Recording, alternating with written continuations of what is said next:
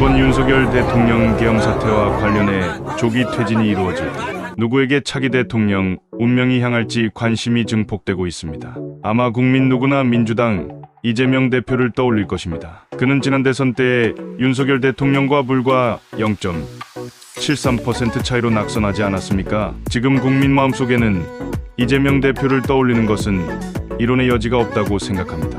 만약 윤 대통령이 결국 탄핵이 된다면 차기 대선을 위한 시계가 돌아갈 것인데요. 지난 노무현 대통령 탄핵 때는 헌법재판소 판결에 2개월이 걸렸고 박근혜 대통령 탄핵 때는 3개월이 걸렸습니다. 그런데 문제의 쟁점은 헌법재판소 재판관이 9명이 아니라 6명밖에 없다는 것 아니겠습니까?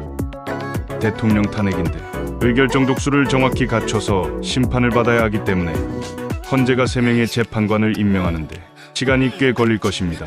이런 상황에서 이재명 대표 입장에서 보면 공직선거법 위반 사건이 며칠 전에 항소심 배당이 되지 않았겠습니까? 배당되면 일단 항소심을 3개월 이내에 마쳐야 한다는 게 조희대 대법원장의 공고사항이었습니다. 그렇다면 내년 2월에는 항소심이 끝나게 되고 633 원칙에 따라서 대법원 상고심이 또 3개월 만에 이루어지게 되는 것입니다. 그러면 이재명 대표 공직선거법 재판은 적어도 내년 상반기에 마무리된다고 예상이 되는데요. 지금 이재명 대표 입장에서는 마음이 매우 급하다고 볼 수 있습니다. 그래서 이 대표가 목에 핏대를 세우고 강한 톤으로 윤 대통령 탄핵을 부르짖고 있지 않습니까? 자신의 사법 리스크와 윤석열 대통령의 탄핵 일정이 겹치기 때문에 그러는 것입니다. 이재명 대표는 이런 상황에서 불안한 국민들에게 차원 높은 지도자다운 모습을 보여주어야 할 텐데 지금 태도를 보면 그마저도 기대하기 어려운 것 같습니다. 자신이 비록 위험부담은 있지만 대범하게 국가와 국민을 위해 보살피고 배려하는 모습을 보여주어야 하는데 오직 투사의 이미지만 부각시키고 있는데 문제가 있다고 하겠습니다. 이것이 바로 이재명 대표의 딜레마가 아니겠습니까?